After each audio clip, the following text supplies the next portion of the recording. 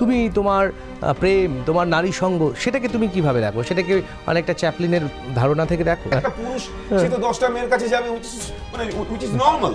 ওই মেয়েটার পাটা ভালো, ওই মেয়েটার শোল্ডারটা হেভি চওড়া ভালো, ওই মেয়েটার চোখটা সুন্দর, ওই 32 কিসব যে বলে ভাই।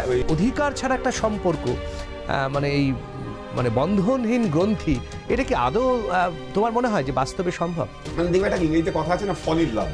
তো আমি প্রথমত বলি যে don't fall in love, rise with love, don't fall. শৈশবের মতো একটা অদ্ভুত ইনোসেন্স থাকে, যে ইনোসেন্সিটা একজন অভিনেতার ক্ষেত্রে খুব প্রয়োজন হয়ে। ছোটবেলায় একটা তুমি একটা 5-6 বছরের বাচ্চাকে একটা ছবি আঁকতে দাও, সে আকাশের রং গোলাপি এঁকে দেবে। দেখো আমাদের সোসাইটি কেন, সারা পৃথিবীর কোনো সোসাইটি অভিনেতা হতে সাহায্য করে না। আমরা যখন অ্যানিমাল স্তরে ছিলাম তখন ইভিল থেকেই আমরা এসেছি, ফলে আমাদের নেচারের ভেতরে ইভিল থাকতেই হবে, গুড থাকবে না, থাকার কথাও নয় হিউম্যানের ভেতরে। শিল্পীর একটা ব্যক্তিসত্তা আছে, তো সেই ব্যক্তি সত্তাটা তো সবসময় আইডিওলজি নির্ভর নাও হতে পারে। বিশেষ করে কমিউনিস্টরা মনে করে যে তাদের আইডিওলজি বাদ দিয়ে অন্য যে কোনো আইডিওলজি বেসিক্যালি ফ্যাসিস্ট আইডিওলজি। এটা লেফটিস্টদের একটা আর কি চিন্তা। ফলে তুমি বিশ্বাস করবে কালী ঠাকুর ডাকলে, ঠাকুর থাকলে পরে ঠাকুর ভালো করবে, তাতে আমার বিশ্বাস করা কি সম্পর্ক আছে? ঠাকুর আছে। কথায় বলে টাচউড শব্দটার মধ্যে একটা সুপারস্টিশন আছে হয়তো, কিন্তু তার সঙ্গে সঙ্গে যেটা রয়েছে সেটা হচ্ছে সত্যি। সত্যি কথা বলা, সত্যিভাবে বলা, সত্যিটাকে প্রকাশ করা। আর তেমনই একটা পডকাস্টে আমি সুজয় রয়েছি আপনাদের সঙ্গে। আর পডকাস্টে আমাদের যিনি বিশেষ অতিথি রয়েছেন তার আলাদা করে পরিচয় করিয়ে দেওয়ার কিছু নেই, তার কারণ তিনি একাধারে চিত্রাভিনেতা, একাধারে তিনি পরিচালক, একাধারে তিনি নাট্য ব্যক্তিত্ব এবং একাধারেই তিনি একজন তাত্ত্বিক বিশ্লেষক। অনিন্দ পুলক বন্দ্যোপাধ্যায়, তোমাকে স্বাগত জানাই।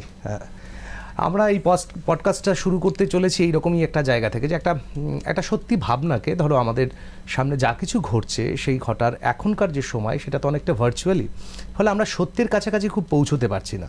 একটা সময় যখন থিয়েটার ছিল, মানুষের সঙ্গে মানুষের একটা সরাসরি সম্পর্ক, তারপরে যখন আমরা সিলভার স্ক্রিনেও আসলাম, অর্থাৎ চলচ্চিত্রের জগৎ, সেখানে একটা দূরত্ব থাকলেও সেখানে মানুষের জীবন প্রবাহর একটা সরাসরি প্রতিফলন আমরা দেখতে পেরেছি। কিন্তু এই সময়টা একেবারেই ভার্চুয়ালি, আমরা কি বুঝতেও পারছি না যে তার শারীরিক বা মানসিক অবস্থানটা কোথায় আছে, অথচ একটা ভার্চুয়ালি সব কিছুকে সুন্দর করে তোলার একটা প্রচেষ্টা। তো সেইখান থেকে আমাদের এই সত্যি কথা জানার একটা প্রচেষ্টার জন্য এই পডকাস্ট, আর সেখানে তোমাকে স্বাগত জানিয়েছি। প্রথমে যেটা জানতে চাইব যে একজন অভিনেতা, তিনি কি তার শৈশব থেকেই সেই অভিনেতা সত্তাকে তিনি লালন পালন করেন, নাকি অভিনেতা হয়ে ওঠার একটা কোনো প্রক্রিয়া আছে? আচ্ছা, আগের কথার ভিতরে তোমার সত্য শব্দটা ছিল, সেটা নিয়ে আমরা একটু পরে আলোচনা করবো। হোয়াট ইজ ট্রুথ অ্যাকচুয়ালি আর কি। হ্যাঁ, এবং ট্রুথ মানে যে কনসিয়াসনেস, সেটা ভারতবর্ষের দর্শন বলছে আর কি। Without any movement of thought, without any purpose, without any motive, যদি আমি কোনো কিছু অবজার্ভ করতে পারি তখন আমরা সেই সত্যটাকে দেখতে পারবো। এটা ভারতীয় দর্শন শাস্ত্র অনুযায়ী। বাট হ্যাঁ, এবার তুমি যেটা বললে আর কি, সেই জায়গাটা দেখো, আমাদের সোসাইটি কেন, সারা পৃথিবীর কোনো সোসাইটি অভিনেতা হতে সাহায্য করে না। অর্থাৎ অভিনেতা হতে গেলে পরে তার যে মৌলিক গুণগুলোর দরকার থাকে, সেই মৌলিক গুণগুলো তিনটে মূলত জায়গা আমাদের সোসাইটিতে, তিনটে জায়গা থেকেই একদম বিরূপ আচরণ করে এবং তার অপোজিটটা শেখায়। যেমন ফ্যামিলি, যেমন স্কুল এবং ধর্মীয় প্রতিষ্ঠান। ফ্যামিলি কি শেখায়? যে সদা সত্যি কথা বলিবে, কারো ঝামেলায় যাবে না, এগুলো ফ্যামিলি। ওখানে ঝামেলা আছে, তোমার কি, তুমি ওখানে কেন যাও, তুমি যাও। অর্থাৎ এই যে কোনো ঝামেলা থেকে নিজেকে সরিয়ে রাখো, সদা সত্যি কথা বলবে, এই যে মিথ। হ্যাঁ, সত্যি কথা কাকে বলে সত্যি কথা, কেনই বা সদা সত্যি কথা বলতে হবে? এই যে ভ্যালুজ, সেই ভ্যালুজটা যে ট্রান্সভ্যালুয়েশনের ফলে লাস্ট সেঞ্চুরি থেকে এখন মানুষ অন্যভাবে ভাবছে। সত্যি শব্দটা নিয়ে মানুষ ভাবেনি বলে সদা সত্যি কথা বলবে। সত্যিটা যে কত বড় একটা প্রকাণ্ড একটা শব্দ, এবং তার যে ব্যাপ্তি, তার যে অর্থের জায়গা থেকে, সেটা না ভেবে বলে দেয় পরিবার। দ্বিতীয়ত, তুমি ধরো ধর্মীয় গুরুর কাছে যাবে, সে বলবে যে পেশেন্স রাখো, ধৈর্য রাখো। হ্যাঁ, এবার এগুলো কোনো কিছু অভিনেতা হতে সাহায্য করবে না। কিন্তু স্কুল শেখাবে আরেক ধরনের জিনিস, যা আমাদের একদম অভিনেতাকে হতে হবে একদম ভীষণ, আমি বলবো ভীষণ র আর কি। তার সমস্ত কিছু তাকে ইনভলভ হতে হবে, তাকে সমস্তটা জানতে হবে, সমস্ত রকমভাবে, যত রকমভাবে পারা যায় তাকে রিয়াক্ট করতে হবে। আপনার অভিনয় মানে নাথিং বাট আ রিয়াকশন, অথচ আমাদের রিয়াক্ট করতেই ছোটবেলা থেকে শেখানো হয় না আর কি। রিয়াক্ট করছো কেন? হ্যাঁ, মানে সো দেখবে যে তাহলে পরে কি করে অভিনেতা তৈরি হচ্ছে, যে কারণে আমাদের ভারতবর্ষের যে মেথড, সেই মেথডটা নিয়ে খুব কম চর্চা হয়। এনএসডি বা এফটিআইআই ছাড়া খুব একটা ভারতীয় ইন্ডিয়ান মেথড অ্যাক্টিং বা মেথড অ্যাক্টিং অফ ইন্ডিয়া, যেটা প্রসন্ন লেখা একটা বিখ্যাত বই আছে, সেখানে এক্সারসাইজগুলো রয়েছে, how to be an actor. এবং ভারতীয় মেথড অনুযায়ী। এইটা বাদ দিয়ে যে মেথডগুলো আছে ইউরোপে, ধরো মানে 30s বা 20s ওই সময় যখন স্টানিস্লাভস্কি মূলত তো ক্লাসিক্যাল মেথড অ্যাক্টিংয়ের প্রবক্তা, তো তার কাছে যারা যান আর কি, ধরো লি স্ট্রসবার্গ, হ্যারল্ড ক্লুরম্যান, সানফোর্ড মাইসনার, উটা হ্যাগেন এবং স্টেলা অ্যাডলার, মূলত এরা যান আর কি। এরা গিয়ে স্টানিস্লাভস্কির যে মেথড অ্যাক্টিং তার সাথে ইন্টারাক্ট করে এবং সেখান থেকে তারপরে হলিউডে ফিরে আসে এবং ফিরে এসে তারপরে গ্রুপ থিয়েটার নাম দিয়ে তারা নিজেরা রিসার্চ করতে থাকে, যেটা শিখে এলো মস্কো আর্ট থিয়েটার থেকে। এবং স্টানিস্লাভস্কির একটা টিম এসেছিল আমেরিকাতে, হলিউডে এসেছিল। তো তারপরে এরা নিজেরা ওই এক জায়গা থেকে শিখে নিয়ে গিয়ে এই নিজেরা 5টা আলাদা টেকনিক তৈরি করে ফেললো। সো এই যেগুলো নিয়ে সারা বিশ্বের সমস্ত, মানে তুমি রবার্ট ডি নিরো থেকে শুরু করে মার্লন ব্র্যান্ডো থেকে শুরু, বিশ্বের শ্রেষ্ঠ অভিনেতারা যারা যে সমস্ত মেথডগুলো ফলো করেছে আর কি। সো মেথড ফলো করতে হচ্ছে, মানে কোনো কিছু ফলো না করলে পরে, কারণ সোসাইটি তোমাকে কিন্তু ইনবাউন্ড অ্যাক্টর হিসেবে পাঠায়নি। তবে হ্যাঁ, সোসাইটিতে না, তুমি বাই বার্থ তুমি একটা কিছু পেয়ে আসতে পারো, যেটা তোমাকে অভিনেতা হতে গেলে তার যে পরোক্ষ যে গুণগুলো লাগে সেই পরোক্ষ গুণগুলো তুমি ইনহেরিট করতে পারো, কিন্তু অ্যাক্টর হয়ে তুমি জন্মাতে পারো না আর কি। মানে এটা একটু ডিফিকাল্ট হয়ে যায়, কারণ আমাদের সোসাইটি শেখায় না যেহেতু। এবং বড় হয়ে ওঠার পরে আমরা অভিনেতা হই, ততক্ষণে আমাদের নিজেদের ভেতরে কতগুলো রিজিডিটি তৈরি হয়ে যায়, কতগুলো ডুজ অ্যান্ড ডোন্টস, ডগমা তৈরি হয়, বিলিফ সিস্টেম তৈরি হয়। অভিনয় করতে গেলে এগুলো একটাও কাজে লাগে না। কিন্তু একটা প্রশ্ন আমি খালি এর মধ্যে রাখতে চাইছি, যে ধরো শৈশবের মধ্যে একটা অদ্ভুত ইনোসেন্স থাকে, যেই ইনোসেন্সিটা একজন অভিনেতার ক্ষেত্রে খুব প্রয়োজন হয়ে পড়ে। সেখানে কি কোথাও একটা শৈশব একটা অভিনেতাকে তৈরি করার জন্য তার কোনো বীজ প্রথিত হয়ে থাকে? দেখো, ইনোসেন্সটা বয়স হওয়ার সাথে দেখবে, তুমি বাচ্চা যখন জন্মায় তার মায়ের পেট থেকে বার করা হয়, তখন সে ফ্লেক্সিবল থাকে, তাকে তুমি রোল করতে পারবে। যত আমাদের বয়স বাড়তে থাকে তত আর আমরা হাঁটু ছুতে পারি না, মাটিতে হাত ঠেকাতে পারি না, রিজিড হতে থাকে। সো বয়স বাড়ার সাথে সাথে মানুষের শরীর এবং মন, মানসিক কাঠামোগুলো আরো রিজিড হতে থাকে। তার কারণ কি, সে যে এক্সপিরিয়েন্স করছে সেই এক্সপিরিয়েন্সটাকে সে সত্যি বলে ভাবছে এবং তার উপর সে বিশ্বাস করছে অ্যাজ ইফ তার বাইরে আর অন্য কিছু এক্সিস্ট করতে পারে না। এইভাবে সে একটা রিজিডিটি তৈরি করে দেখে কিন্তু সেই ইনোসেন্সটা বয়স বাড়ার সাথে, ছোটবেলায় একটা তুমি একটা 5-6 বছরের বাচ্চাকে একটা ছবি আঁকতে দাও, সে আকাশের রং গোলাপি এঁকে দেবে। কিন্তু আমরা বড় হওয়ার পর বুঝতে পারছি না আকাশের রং তো নীল। সো এই যে বাস্তব যে অ্যাপিয়ারেন্স, যে ফেনোমেনোলজি, যা আমরা চোখে দেখতে পারি, এটাকে বলা হয় হচ্ছে ফেনোমেনোলজি। কিন্তু তার বাইরে যে আমার যে মানসিক যে কাঠামো, সেই মানসিক কাঠামোতে তো কবি সাহিত্যিকরা তো দেখেছে আকাশের রং গোলাপি, যেটা একটা বাচ্চা না জেনে সে গোলাপি রঙে রাখছে। সো আমরা তাকে ভুল, সে যে ভুল সেটা প্রমাণ করছি। ফলে ইনোসেন্সটা কিন্তু হারানোর জন্য পিতামাতারা যা করে থাকেন সেটাও কিন্তু তারা করছেন। কিন্তু ফলে মানে খুব লাকিলি একজন দুজন কেউ গাছের মতন বড় হয়ে, মানে পাখির মতন উড়ে বড় হয়েছে, সে খুব কম হয়তো তুমি দেখতে পাবে।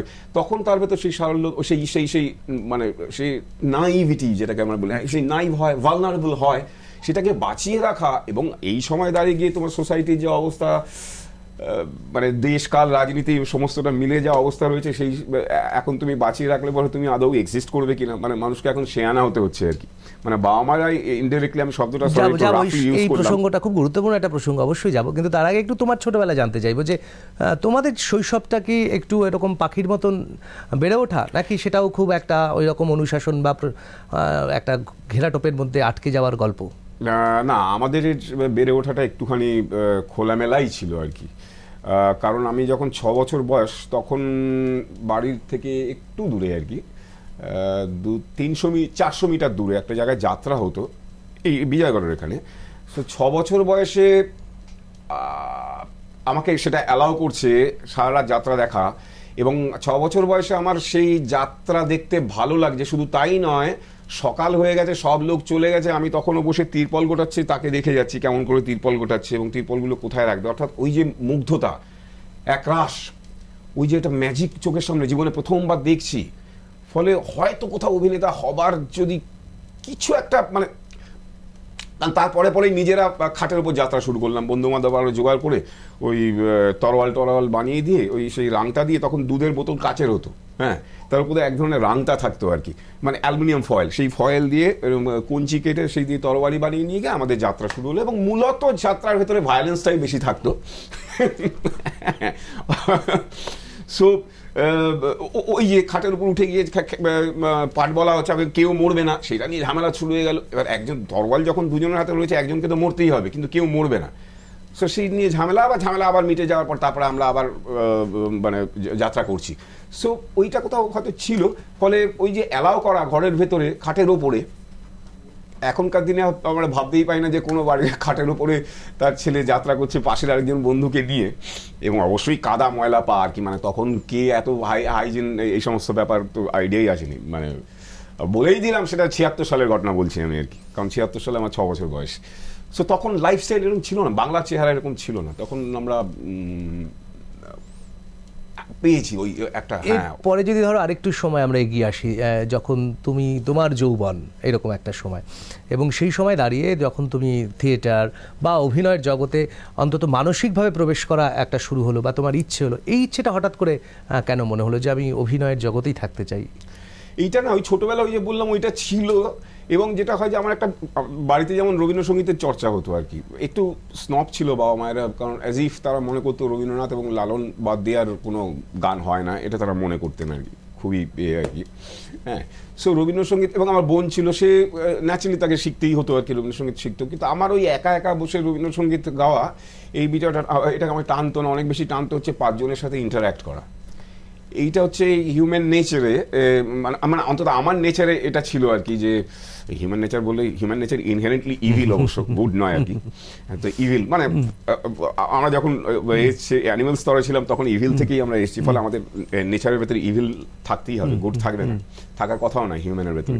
সো যাই হোক, কিন্তু সেই যে 5 জনের সাথে একটা এই যে কালেকটিভলি একটা কিছু তৈরি করা বা ইন্টারঅ্যাক্ট করা, সেইটা কোথাও অভিনেতা হিসেবে আমাকে মানে অভিনেতা হওয়ার জন্য, কারণ অভিনয় বিষয়টা একটা, থিয়েটার বিষয়টা একটা কালেকটিভ ব্যাপার আর কি, সেখানে 5 জন লোক লাগে, একজন পরিচালক লাগে, একজন সেট ডিজাইনার লাগে, একজন আলো করে, সো নানান লোক, তার নানান পারসেপশন সমস্তটা দিয়ে একটা জিনিস তৈরি হচ্ছে, সেখানে তো ইন্টারাকশনটা খুব জরুরি, এবং সেটা ঘটতো, এবং ওই ইন্টারাকশনটা ভালো লাগতো দেখে হয়তো আমার অভিনয়ের ট্রেন্ডে আসা, দেন আমার মানে গান বা অন্যান্য কোনো কিছুতে যাওয়া আর কি। সেখান থেকে কোনো দার্শনিক উপলব্ধি বা দার্শনিক চেতনা, এই যে একটা সংঘবদ্ধভাবে একটা কাজ করা, এটা তো একটা ধারণা, একটা অভ্যাস, সেই অভ্যাস কি কোনো এইরকম জায়গায় পরে মিলেমিশে একাকার হয়ে যায়, যে তার পাশাপাশি একটা দার্শনিক উপলব্ধিও মিলেমিশে একাকার হয়ে গেল, যা তোমার যে থিয়েটার বা অভিনয়ের জগৎকে একটু অন্যদিকে ক্রমশ ঠেলতে ঠেলতে শুরু করলো আর কি? সেটা বলতে আমাদের মানে আমার বাবা কমিউনিস্ট পার্টির মেম্বার ছিলেন আর কি, এবং ন্যাচারালি মাও আর কি। তো সেই ভাবনাটা অনেকটা বড় বয়স পর্যন্ত, মানে 40 বছর বয়স পর্যন্ত আমাকে ঠেলেছে, যে মানে শিল্পের সাথে কমিউনিস্টদের একটা অদ্ভুত যোগাযোগ, বামপন্থী রাজনীতির একটা অদ্ভুত যোগাযোগ আছে।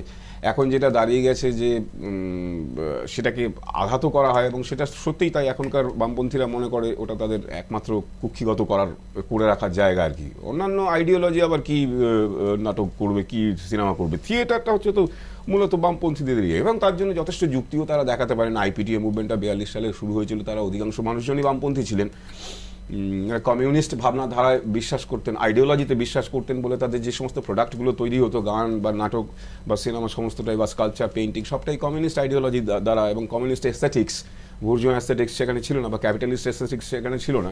কিন্তু এই যে এর বাইরেও যে একটা জিনিস আসতে পারে আর কি, মানে লেফটিস্টরা যেমন মনে করে আর কি, বিশেষ করে কমিউনিস্টরা মনে করে যে তাদের আইডিওলজি বাদ দিয়ে অন্য যে কোনো আইডিওলজি বেসিক্যালি ফ্যাসিস্ট আইডিওলজি, এটা লেফটিস্টদের একটা আর কি চিন্তা, মানে তারা এভাবে ভাবে, এটা তাদের ফ্রেম, মানে ভাবনার ফ্রেম আর কি, যে আমাদের আইডিওলজির বাইরে বাকি যদি কিছু এক্সিস্ট করে তাহলে রাইট উইং প্রথমত, আর দ্বিতীয়ত আরেকটু আগে গিয়ে যদি বলা যায় তাহলে পরে তারা ফ্যাসিস্ট, সেটা বুর্জোয়া বা ক্যাপিটালিস্ট আইডিওলজি আর কি। এবং তার সাথে ফ্যাসিজম শব্দটা জোড়া অনেক বেশি শুরু হয়েছে সেকেন্ড ওয়ার্ল্ড ওয়ারের পরে আর কি, হিটলারের পরে আর কি। বামপন্থীরা তখন আইডেন্টিফাই করতে পেরেছে, আচ্ছা হ্যাঁ, তার মানে যেখানে যে দেশে বামপন্থী নেই অর্থাৎ সেখানে তার মানে ফ্যাসিস্টরা রয়েছে। তো এইটার ভেতরে একটা বায়াস আমি খুঁজে পাই যতটা বড় হই আর কি, কিন্তু সেটা খুঁজে পেতে আমার 40 বছর বয়স পার হয়ে গেছে। আদারওয়াইজ এতটাই ব্লাইন্ড ছিলাম বামপন্থী রাজনীতির প্রতি, এবং যা হয় ছোটবেলা থেকে দেখে বড় হচ্ছে, বাড়িতে রুটি বানানো হচ্ছে, পাজা সেগুলো তখন হতো একটা সময়, বা বাবা লেভি দেয় আর কি, তার মায়না থেকে টাকা কাটা হয় আর কি কমিউনিস্ট পার্টির জন্য, একটা চাঁদা দিতে হয়, যেটা আমি জানি না এখনো নিশ্চয়ই আছে আর কি, কারণ এটা তাদের স্ট্রাকচারই রয়েছে আর কি। তো সেইটা ফলে ওই যে চোখে দেখা একটা ইনোসেন্স, একটা যখন মানে নিজস্ব বোধবুদ্ধি তৈরি হয়নি তখন থেকে দীর্ঘ সময় ধরে একটা জিনিস দেখতে দেখতে দেখতে দেখতে কোথাও একটা দশচক্রে ভগবান ভূতের মতন আর কি, হ্যাঁ এরকম একটা হয় আর কি। মানে আমি খারাপ সেন্সে ইউজ করলাম, মজা করেই বললাম, বাট না তখন তো সেই ইনোসেন্সটা ছিল না, তাই দেখে বড় হচ্ছি তখন তো। কিন্তু এটার বাইরে আর অন্য কোনো আইডিওলজি, মানে সেটা ফ্যাসিস্ট আইডিওলজি বা মানে এইটা মানতে আমার তারপরে গিয়ে অনেকটা অসুবিধা হলো, একটা কনফ্রন্টেশন তৈরি হলো। একেবারে এখান থেকে যে প্রশ্নটা খুব মনে হয় আর কি আমার, একজন শিল্পী, তার একটা শিল্পী সত্তা আছে এবং তার একটা ব্যক্তিগত জীবন আছে, এবং যেই জীবনের কথা একবারে যে প্রাথমিক বয়স থেকে যদি আমরা ধরি, শৈশব থেকে, যে যেখানে ভায়োলেন্সটাই অনেক প্রাধান্য পাচ্ছে, তারপর যখন একটু একটু সে বড় হচ্ছে, সে একটু যুবকের দিকে এগোচ্ছে, তো তখন সেক্স একটা তার বিষয় আসে, এবং সেখানে তার উল্টো দিকে কে নায়িকা হবে, মানে নায়ক নায়িকার একটা জায়গা থাকে, এটা তার একটা ব্যক্তিগত পরিসরের জার্নি চলতে থাকে, অ্যাজ ওয়েল অ্যাজ একজন শিল্পী হিসেবে তার মধ্যেও তো সেই জায়গাগুলো আছে। আবার পাশাপাশি তার উল্টো দিকে দাঁড়িয়ে একটা আইডিওলজি এবং একটা সচেতন শিল্প বলে যেটাকে একটা মোড়ক দেওয়া হয়, এটার মধ্যে যে সংঘাত, সেটা একজন শিল্পী বা তুমি কিভাবে একজন শিল্পী হিসেবে সেটাকে দেখেছো এবং তার সঙ্গে কমব্যাট করেছো? মানে আরেকটু যদি প্রিসাইসলি বলো, আইডিওলজির সাথে কাজের যে সংঘাত, কাজের বলতে তার ব্যক্তি সত্তার, মানে শিল্পীর একটা ব্যক্তি সত্তা আছে, তো সেই ব্যক্তি সত্তাটা তো সবসময় আইডিওলজি নির্ভর নাও হতে পারে, তার সঙ্গে তো প্রতিনিয়ত তার একটা সংঘাত, তার ভিতরে যে কনফ্লিক্টটা যে কনফ্লিক্ট। হ্যাঁ, দেখো তাহলে তোমাকে একটা ছোট্ট আগে একটা গল্প বলে নিয়ে বললে সুবিধা হবে, ছোট্ট একটা গল্প, যে না মানে হোয়াট ইজ আইডিওলজি, মানে হাউ আইডিওলজি ফাংশন, কেমন করে আইডিওলজি ফাংশন করে আর কি। মানে যে প্রশ্নগুলো আমরা ক্যাপিটালিজমের ক্ষেত্রেও করি, হাউ ক্যাপিটালিজম ফাংশন, তারও যেমন নির্দিষ্ট কতগুলো পদ্ধতি আছে। এবার আইডিওলজি, এটা নিয়ে নিলস বোর নামে একজন সায়েন্টিস্ট ছিলেন আর কি, তোমরা জানো, কোপেনহেগেনের খ্যাত সায়েন্টিস্ট। সে ছুটি কাটাতে গ্রামের বাড়িতে গেছে, তো সেখানে আরেকজন সায়েন্টিস্ট তার সাথে দেখা করতে গেছে, তো দেখছে যে নিলস বোরের ঘরের সামনে একটা হর্সের শু লাগানো আর কি। এবার তখন হর্সের শুটা হচ্ছে ইউরোপিয়ানদের কাছে একটা সুপারস্টিশনের সিম্বল আর কি, হ্যাঁ, to prevent the bad spirit আর কি, মানে ব্যাড স্পিরিটকে আটকে দেয় আর কি, হর্সের শু লাগানো থাকলে ব্যাড স্পিরিট ভেতরে প্রবেশ করতে পারে না। তো তারপর জিজ্ঞাসা করেছে নিলস বোর যে আপনি তো সায়েন্টিস্ট, তো বলছে হ্যাঁ, কি হয়েছে? বলে আপনি ওখানে একটা আপনার বাড়ির গেট দরজার ওখানে একটা হর্সের শু লাগানো রয়েছে। বলছে আপনি কি পাগল? বলছে না, আমি পাগল নই, আমি সম্পূর্ণ সুস্থ আছি। তাহলে ওটা কেন লাগিয়েছে? তখন নিলস বোর যে উত্তরটা দিয়েছে, which is ideology, the definition of ideology, Nils bore বলছেন যে দেখো, আমাকে বলা হয়েছে আমি ওটাতে বিশ্বাস করি বা না করি, ওটার কাজ ওটা করবে। ফলে তুমি বিশ্বাস করবে কালী ঠাকুর ডাকলে, ঠাকুর থাকলে পরে ঠাকুর ভালো করবে, তাতে আমার বিশ্বাস করা কি সম্পর্ক আছে? ঠাকুর আছে, মানে ঠাকুর যদি ভালোই করে তাহলে বেছে বেছে যারা খালি প্রসাদ দেবে, টাকা দেবে মন্দিরে গিয়ে, তাদের ভালো করবে আর বাকিদের ভালো করবে না। ঠাকুর তো অতটা বায়াস নয়। তো ঠাকুর আমাদের ইডিয়েট বানিয়ে রেখেছে, কারণ জানে যে এরা ইডিয়েট, এরা অ্যাটমের বাইরে হিউম্যানিটি আর কিছু আবিষ্কার করতে পারবে না, ফলে সমস্ত লাইফটাকে প্রোগ্রামিং করে দেয়নি, ফলে আমরা আজও খুঁজে চলেছি আর কি। বেকার সময় নষ্ট করতে যাবে কেন? ঠাকুর সবটা প্রোগ্রাম করা হয়নি ভিডিও গেমসের মতন। ধরো ভিডিও গেম খেলছো, রাস্তায় গুলি করছে, পেছনে জঙ্গলে তুমি যেতে পারবে না, কারণ জঙ্গলটা প্রোগ্রামিং করা নেই, তোমার খালি বন্দুক চালানোটাই প্রোগ্রামিং করা আছে, যেতে পারবে না। সো ভগবান ভেবেছে যে অ্যাটমের বাইরে উঠতেও পারবে না, এদের নিয়ে বেকার সময় নষ্ট করে লাভ নেই, ভগবান ভগবানের কাজ করছে। সো আমি বিশ্বাস করি বা না করি, ভগবান ভগবানের কাজ করবে। এই যে সংঘাতটার পরে তৈরি হয়, যখন তুমি ধরো এটাকে একটা ধরো না কবিতার মধ্যে দিয়ে প্রকাশ করতে যাবে, কবিতাটা কিন্তু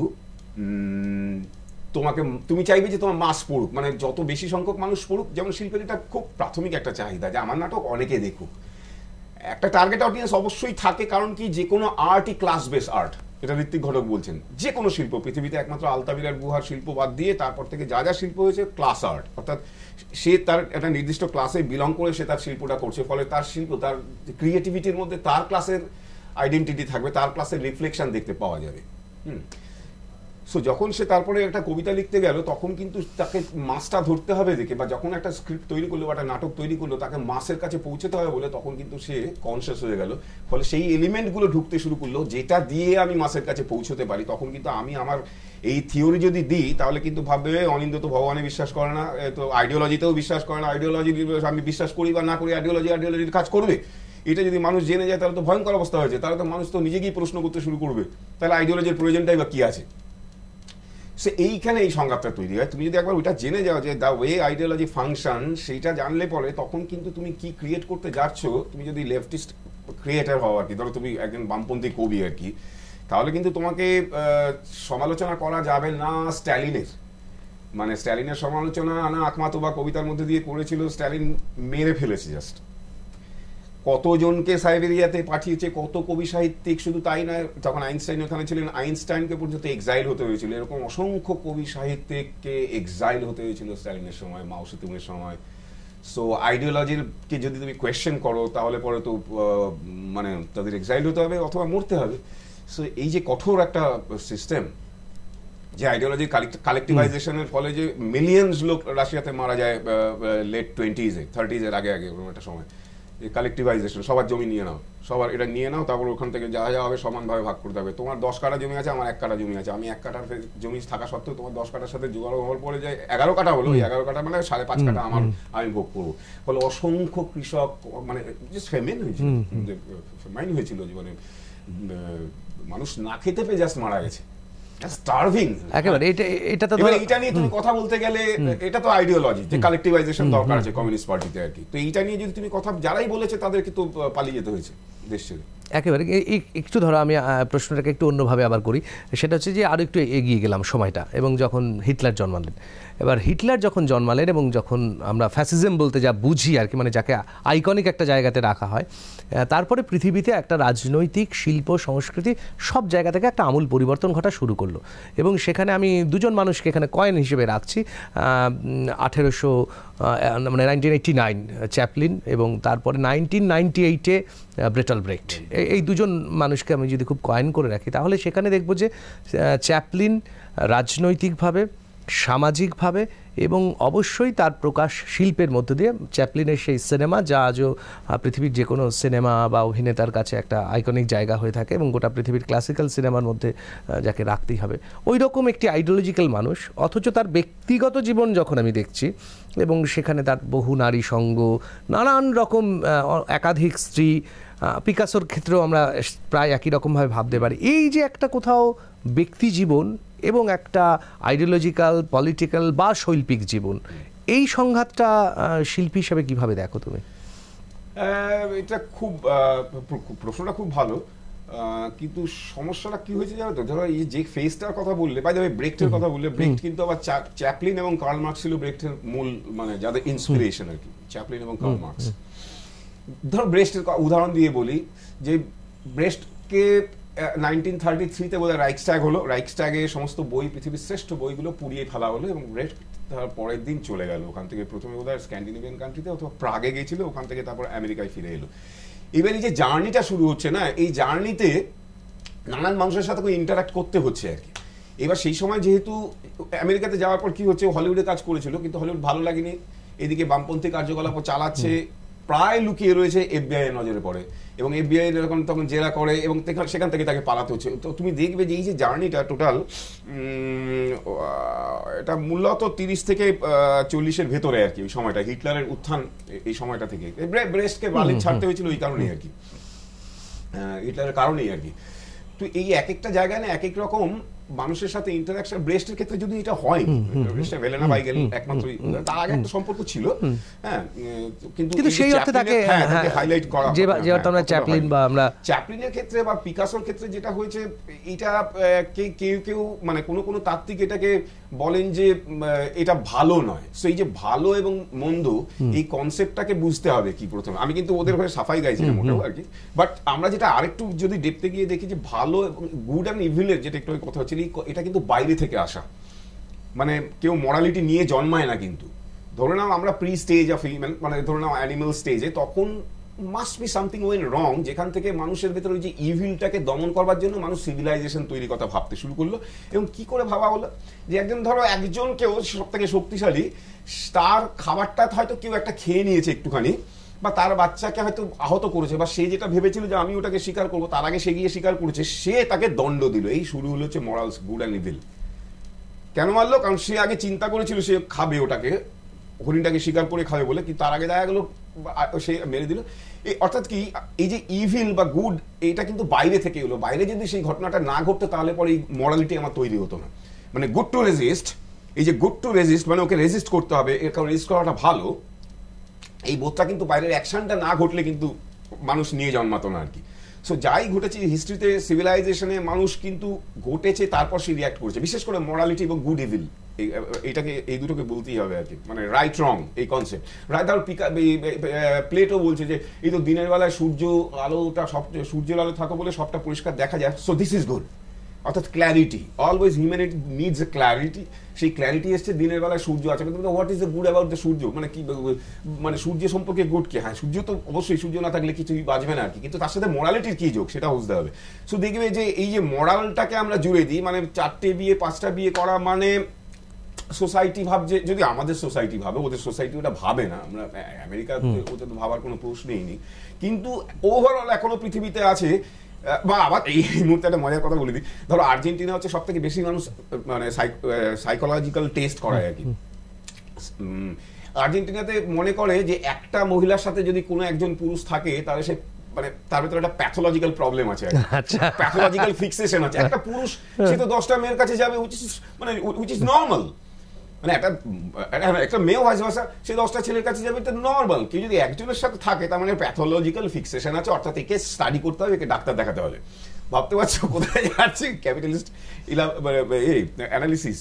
সো এইটা আজকে হচ্ছে, কিন্তু হয়তো তারা ধারণ করতে না, এটাকে তুমি ক্যাপিটালিস্ট অ্যানালিসিস কেন বলছো? কারণ এটা কি মানুষের, বা মানুষ যেহেতু একটা জীব, নেচার এটা আছে, কিন্তু তুমি ব্যাখ্যাটা দেখো। যখনই বলছে যে pathological fixation which means it's a bad quality, এই যে তুমি ন্যারেট বলে দিচ্ছ না, তুমি তো ইলাবোরেট করে বলে দিচ্ছ। তুমি যদি কিছু না বলতে আছে তো ওর ইচ্ছাও আছে হবে না, তাকে তো বায়োলজিক্যালি সাইকোলজিক্যালি প্রুফ করতে হবে না। মানুষকে ধরাতে গেলে, মানুষের ভেতরে ঢোকাতে গেলে তোমায় সাইকোলজিক্যালি এবং বায়োলজিক্যালি তোমায় বলতে হবে যে এই কারণটা আছে বলে সে একটা মেয়ের সাথে রয়েছে। হুইচ ইজ গুড ব্যাড আমি ছেড়ে দিলাম, আচ্ছা ঠিক আছে ওটা পরে দেখবো, কিন্তু মানুষ তো ইন্টারপ্রেট করে দিচ্ছে এমন ভাবে, ওটাকে খারাপ বলতে বাধ্য হচ্ছে। কেন বলছি ক্যাপিটালিস্ট এইভাবে ক্যাপিটালিস্ট ফাংশন করে? এখন আর্জেন্টিনাতে দারিদ্র মেটানোর জন্য বলছে তুমি তোমার কিডনি বেচো, তুমি তোমার বাচ্চা বেচে দাও, হুইচ ইজ ফ্যাক্ট। আমি কিন্তু দর্শক শ্রোতাদের জানা দরকার, দেখে বললাম আর কি। মানে এইভাবে ক্যাপিটালিস্ট ফাংশন করে। এখান থেকে একটা আবার প্রশ্ন, ওটা কিন্তু খারাপ ভালোর একটা ঊর্ধ্বের প্রশ্ন, ওটা একদম একটা সমাজ, এবং সমাজের থেকে যে সমস্ত জিনিস, মানে একটা সমাজের তার নিজস্ব স্ট্রাকচার, তার ভ্যালু সিস্টেম থাকে, সেই ভ্যালু সিস্টেম অ্যাকর্ডিংলি হয়েছে। নাহলে পিকাসো বা চ্যাপলিন আকাশ থেকে পড়েনি, এই সয়েল থেকেই জন্ম নিয়েছে।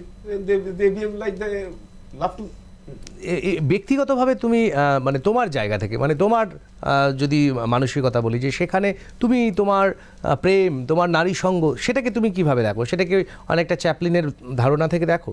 ধরো আমি আরেকটু যদি সিম্পলিফাই করি, সেটা হচ্ছে যে আমাদের ভারতীয় যে দর্শন বা ভারতীয় যে আধ্যাত্ম চর্চা, সেই চর্চার দুটো মহাকাব্যের দুই নায়ক। একদিকে রামায়ণের রাম, যার এক পত্নী, যদিও বা সেইটা নিয়ে অনেক রকম কথা রয়েছে যে সেই পত্নীর সঙ্গে তার কি আচরণ ছিল, মানে তিনি শেষ পর্যন্ত তার জন্যই তাকে সুইসাইড করতে হয়েছে বা মাটির তলায় চলে যেতে হয়েছে, এটা একটা ধারণা। এর বাইরেও আরও নানান রকম ধারণা। আর অন্যদিকে আরও এক মহাচরিত্র, তিনি কৃষ্ণ, তার অসংখ্য নারী সঙ্গ, অসংখ্য গোপিনী। ফলে এই দুটো ধারাই দুজনেই কিন্তু আমাদের কাছে প্রণাম্য, এবং আমরা তাদেরকে দুটো আইডিয়ালিস্টিক জায়গা থেকেই দেখি, অন্তত যদি যারা আমাদের শাস্ত্র মেনে চলেন। ফলে এই দুটো ধারার যে সমান্তরাল চর্চা বা সমান্তরাল মানসিকতা, সেখান থেকে তুমি মানুষ হিসেবে, একজন শিল্পী হিসেবে নারী সত্তাকে কীভাবে দেখো, বা নারী সঙ্গকে কীভাবে দেখো? এটা খুব পলিটিক্যাল, আমি খুব একটা পলিটিক্সের ভেতর দেখো, ভালোবাসা মানে দেখবে একটা ইংরেজিতে কথা আছে না, ফল ইন লাভ। হ্যাঁ, আমি প্রথমত বলি যে don't fall in love, rise with love. Don't fall means bad, fall means evil. এবং এই ফলটা আবার একটা ভালো হচ্ছে, এই ফলটা দেখবে, ধরো আমাদের যখন ইউনিভার্সিটি পড়ছি, আজকে এর সাথে প্রেম করছি, কালকে ওর সাথে প্রেম করছি, এর সাথে খাচ্ছি, ওখানে আড্ডা মারছি, যে মুহূর্তে আমি একজনের প্রেমে পড়ে গেলাম, সবগুলো বন্ধ হয়ে গেল, অর্থাৎ এই এক্সক্লুশন ঘটলো। যা যা এতদিন করতাম সব বন্ধ হয়ে গেল, ফিক্স হয়ে গেল লাইফটা। আমি ব্যাড কি গুড বলবো না এটা, কিন্তু exclusion couldn't be a good thing। মানুষ তো ইনক্লুসিভনেস এর কথা বলে, রাজনীতিতে যদিও তার বিপরীত আচরণ আমরা দেখতে পাচ্ছি আর কি, এক্সক্লুশন ঘটছে, বাট ইনক্লুসিভনেসটা তো অনেক বেশি জরুরি আর কি। তো আর ভালোবাসায় না ওইভাবে পড়াও যায় না, মানে ভালো সাডেনলি ইউ রিয়েলাইজ, অ্যাকচুয়ালি তুমি উপলব্ধি করবে যে তুমি ভালোবাসায় পড়েছো। বাট ব্রিটিশ আর ফ্রেঞ্চরা এই ফল ইন লাভেরটা খুব, ওটা ওদের কালচার অনুযায়ী এই ফল শব্দটা দিয়েছে, ফলে দ্বন্দ্বটা তৈরি হয়েছে। এবং আমার ইন্ডিয়ানরা তো আরো বেশি করে নেবো, কারণ আমাদের এখানে ব্রিটিশরা ছিল, ফলে আবেন ফল ইন লাভ মানে এইটা অনেক বেশি বলতে পছন্দ করে দিল্লি, বোম্বে, কলকাতার ছেলেমেয়েরা, ফল ইন লাভ, মানে অ্যাওয়ারই নয় যে ফল মানে হচ্ছে ব্যাড কোয়ালিটি। আবার at the same time fall creates a new space for good, মানে ফল ফ্রম হোয়ার, যদি ধরো মোবাইলটা এখান থেকে ফেললাম। সো মানে প্রথমত তো আমাকে এটা তুলতে হয়েছিল, তার জন্য আমার বল প্রয়োগ করতে হয়েছিল, তারপর আমি ছেড়ে দিলাম, এটা নিচে পড়লো। ফল ইজ ব্যাড থিং, মানে সো ডোন্ট ফল আমি বলি আর কি। এবারে ধরো কৃষ্ণের কথা যদি বলো, মানে ওরম ভাবে না ভালোবাসা করা যায় না, ওই মেয়েটার পাটা ভালো, ওই মেয়েটার শোল্ডারটা হেভি চওড়া ভালো, ওই মেয়েটার চোখটা সুন্দর, ওই মেয়েটার হাসি ভালো, ওই মেয়েটার 32 কিসব যে বলে আর কি ভাইটাল স্ট্যাটস ভালো, এইভাবে ভালোবাসা হয় না। মানে ভালোবাসা যে মুহূর্তে তুমি এই কারণে বুঝবে যে ভালোবাসছো, সেই মুহূর্তে ওটা তোমার ভালোবাসা নয়, সেটা সম্পর্কে তুমি একদম স্থির থাকো। ইউ কুডন্ট আইডেন্টিফাই, মানে তুমি আইডেন্টিফাই করতেই পারো না যে কি কারণে আমি তাকে ভালোবাসি, মানে নির্দিষ্ট ওই অংশটার জন্য। তাহলে ভীষণ একটা পার্ট এবং সেখানে একটা ইন্টেনশন থাকবে এবং সেটা টিকবেও না এবং সেটা ভালোবাসা নয় যদি তুমি আইডেন্টিফাই করতে পারো এই কারণে তুমি ভালোবাসো। বিকজ রিয়ালাইজেশন, এটা ফল নয়, you have to realize suddenly that you, মানে তুমি ভালোবাসাতে আছো আর কি, ভালোবেসে ফেলেছো, ভালোবাসায় পড়নি, ভালোবেসে ফেলেছো। সো কৃষ্ণের ক্ষেত্রে দেখবে যে এই যে ব্যাখ্যাটা রয়েছে না, সেই ব্যাখ্যাটাকে অনেক সময় ইয়ার্কি মেরে নানান এই সময় করা হয় আর কি। বেসিক্যালি এই গোপিনীদের কি মানে পারপাসটা কি ছিল আর কি। এবং সীতারকে তুমি যেটা বলছিলে যে রামের যেটা ছিল, রাম অনেক বেশি প্রজাবৎসল বলে, হ্যাঁ তার প্রিন্সিপালটা ঠিক ছিল বলে সে তার নিজস্ব জায়গা থেকে এই যে ভালোবাসা মানে স্ত্রী বাচ্চা সন্তান এরা যে নিজের, এই যে নিজের ফিলিং, এই যে মানে মিটা খুব খারাপ গুণ কিন্তু মানুষের ভারতীয় দর্শনে বলে, মানে আমাকে আমার বাইরে গিয়ে ভাবতে হবে আর কি। ভারতীয় দর্শন শেখায় যে তোমার ভেতরেই ব্রহ্ম আছে, সেইটা the structure ontology of knowledge বলে যে বাইরে কোথায় নলেজ আছে। ইউরোপিয়ানরা যেখানে বাইরে নলেজ খোঁজে, মানে তারা কিন্তু ইউরোপিয়ানদের ফিলোসফাররা কখনোই বলে না যে নিজের ভেতরে খোঁজো আর কি, নলেজটা বাইরে আছে, আমাকে ওটাকে অ্যাকুয়ার করতে হবে। ভারতীয় দর্শন বলছে যে না, আমার বাইরে কিচ্ছু নেই, যা আছে সব ভেতরে আছে। অহম ব্রহ্মাস্মি, রামকৃষ্ণ ঠাকুর বলে দিলে যে ব্রহ্ম কি বা আমি কে কি, একটাই কথা আর কি, অহম ব্রহ্মাস্মি। এইবার ধরো যে গোপিনীকে আমরা আলাদা কৃষ্ণের বাইরের অংশ বলে ভাবছি আর কি। আমাদের মূল সমস্যা এখানে, মানে একটা কথা আছে সুন্দর আর কি, এই যে অবজারভার না, ধরো আমি মোবাইলটা অবজার্ভ করছি, অবজার্ভড থিং উইল অবজারভার, একটা কথা আছে। অর্থাৎ অবজারভার এবং অবজার্ভ থিংকে আমরা আলাদা করতে পারি না, এটা ব্রিটিশ, এটা ইউরোপিয়ানরা করে। Basically there is no difference between the observer and observed. এটা তুমি কখন রিয়ালাইজ করতে পারবে, এই কনসিয়াসনেস কখন পৌঁছতে পারবে, যখন তোমার without any movement of thought, any intention, any purpose, any motive যখন থাকবে না, থট মুভ করবে না। কারণ কি আমাদের সমস্যাটা ওই চোখ না, আমাদের একটা ব্রেনের সাথে সরাসরি কানেক্ট, মানে চোখ যখনই এটাতে তাকাবে ব্রেনকে ওটা বলিয়ে ছাড়বে যে মোবাইলটা কালো, যখনই এটার দিকে তাকাবে চোখ বলবে এই তো সোফাটা সাদা। অর্থাৎ এইখানে নিরপেক্ষ রাখা, এইখানে সেই ডিস্টেন্স তৈরি করা, আমি চোখ দিয়ে আমার মুভমেন্ট করাবো না, আমার ব্রেনকে ফাংশন করাবো না, জাস্ট অবজার্ভ। ফলে তখন দেখবে যে ওই অবজেক্ট যে একটা ভারতীয় দর্শন বলছে, এটা আপনারা সার্চ করে দেখে নিতে পারেন, সেই অবজার্ভ বিষয় এবং অবজারভারের সাথে কোনো তফাৎ নেই। আমরা তফাৎটা করছি, কৃষ্ণকে গোপিনী ভাবছি। কৃষ্ণ যখন গোপিনী দিতে তাকাচ্ছে, যখন অবজার্ভ করছে, আসলে কৃষ্ণেরই আরেকটা রিফ্লেকশন দেখতে পাচ্ছি। ভগবানের রিফ্লেকশন তো আমরা মানুষের মধ্যেই দেখতে পাবো, কারণ অহম ব্রহ্মাস্মি, আমি তো ব্রহ্ম। তো না ধরো এটা তাত্ত্বিকভাবে তার তো একটা বিশ্লেষণ, এবং অবশ্যই সেটা একটা এমন গভীর মানসিক স্তরের বিষয় যার চর্চা না থাকলে এটা বাইরে থেকে বোঝানো বা বোঝা দুটোই খুব মুশকিল। কিন্তু বাস্তবের মাটিতে যখন আমরা দাঁড়াই এবং যখন আমরা একটা সম্পর্কের কথা বলি, তখনই তো একটা কোথাও বাঁধন তৈরি হয়, হাজির হয়। অর্থাৎ এক ধরনের একটা কনস্ট্যান্ট জায়গা তৈরি হলো যে তাহলে ধরে নিতে হবে যে এই সম্পর্কটা টিকলো বা সম্পর্কটা রইলো, মানে বাকি যে সম্পর্ক, মানে এই কেন্দ্রিক একটা সম্পর্ক নির্ভরকে কেন্দ্র করে যে বাকি যে সার্কেলটা, সেই সার্কেলটা কোথাও অফ হয়ে যাচ্ছে, সেটা একটা কেন্দ্রীভূত হয়ে যাচ্ছে সমস্ত চিন্তা, চেতনা, ভাবনা আমার একজন নারীর প্রতি, এবং তার প্রতি একটা অধিকারবোধ জন্মাচ্ছে। এই অধিকার ছাড়া একটা সম্পর্ক, মানে এই মানে বন্ধনহীন গ্রন্থি, এটা কি আদৌ তোমার মনে হয় যে বাস্তবে সম্ভব? না, এটা কেন সম্ভব না? হ্যাঁ, বাস্তবে ধরো সম্ভব না। এবার কেন সম্ভব না দেখো তুমি, এই যে ফ্রিডমটা আমরা একই সাথে চাইছি, এই যে বন্ধনহীন মিনস ফ্রিডম, তো ফ্রিডম ইটসেলফ অ্যান ইলিউশন। আর মানে আমাদের কাছে কতগুলো চয়েস রয়েছে, আমরা সেই চয়েসগুলোকে ভাবি ফ্রিডম আর কি। ধরো আমি দোকানে গেলাম, আইসক্রিম খেতে ইচ্ছা করলো, আমার যেটা ইচ্ছে সেটা খাবো, দোকানদার আমায় বাধ্য করবে না যে আপনি এটাই খান, বাধ্য করবে না। I feel I am free. আমি সান ফ্রান্সিসকো যাবো না দুবাই যাবো সেটা আমি ঠিক করছি, নাকি দীঘায় যাবো সেটা আমি ঠিক করছি, সরকার বাধ্য করছে না আমাকে এই তুমি সান ফ্রান্সিসকো যাবে না। বাইডেনের সাথে আমার ঝামেলা হয়েছে, ইন্ডিয়ার সমস্ত লোকেদের এখন আমেরিকা যাওয়া বারণ, বলবে না, কখনই বলবে না। তো আমরা তো ফ্রি, তো আমরা তো যা ইচ্ছে কোন বইটা কিনবো সেটাও তো আমি আমার বিবেচনা অনুযায়ী করছি, আমাকে তো কেউ বাধ্য করছে না রামায়ণ মহাভারত কেন, আমার যেটা ইচ্ছা হয় সেটাই কিনছি। সো দেখবে অ্যাপারেন্টলি আমরা ফ্রি, কারণ কোথাও কোনো বাধা নেই তো। But what is beyond that choice? Can we really create a new choice for me? No. Can we really change the way government function? No. মানে আমার হাতে সেই ক্ষমতাই নেই গভর্নমেন্টকে ধরো কেমন যেমনভাবে ফাংশন করছে আমার পছন্দ হচ্ছে আমি চেঞ্জ করবো, ক্ষমতা আছে আমার হাতে নেই, তাহলে কিসের ফ্রিডম? সো ফ্রিডম এটা আমাদের শেখানো হয়, কিন্তু ফ্রিডমটা একটা ইলিউশনের বাইরে কিচ্ছু নয়, এটা আদৌ এক্সিস্ট করে না আর কি। এটা হচ্ছে আমাদেরকে ভালো করে বুঝিয়ে মানে খারাপ শব্দ বললে পরে টুপি পরানো আর কি ফ্রিডম। বা দেখবে অনেকে বলে যে ভোটাধিকার হচ্ছে মানে দারুণ অধিকার, মানে আরে ভোটাধিকার মানে হচ্ছে রাষ্ট্র। আরেকটা বাজে কথা আর কি, মানে সমস্ত এই ট্রান্সভ্যালুয়েশনটা না 19th সেঞ্চুরি শেষে নিচে পড়লে পরে খুব ভালো বুঝতে পারা যাবে যে কাকে বলে ভ্যালু, সেই ভ্যালুকে ট্রান্সভ্যালুয়েশন, নতুন ভ্যালু কেন তৈরি হচ্ছে না? সমাজ বদলে যাচ্ছে, পৃথিবী বদলে যাচ্ছে, অথচ সেই ভ্যালুজ নিয়ে আমরা বসে আছি। বদলের সাথে সাথে তো ভ্যালুজও বদলায় না, ভ্যালুজ বদলায় না, মরালস বদলায় না, এইরকম একটা স্ট্যাগনেন্ট একটা জায়গাতে মানুষকে বেঁধে রাখা হচ্ছে। ফলে ফ্রিডম সম্পর্কে ধারণাও বদলাচ্ছে না। মানুষ ভাবছে ফ্রিডম সম্পর্কে ওই যে ধারণা তখনও বিলং করতো, মানুষ এখনো বিলং করে ফ্রিডম আমার আছে। কিন্তু যদি ডিপলি চিন্তা করে দেখে যে আসলে কিন্তু ফ্রিডম নেই, ফ্রিডমটা ইলিউশন।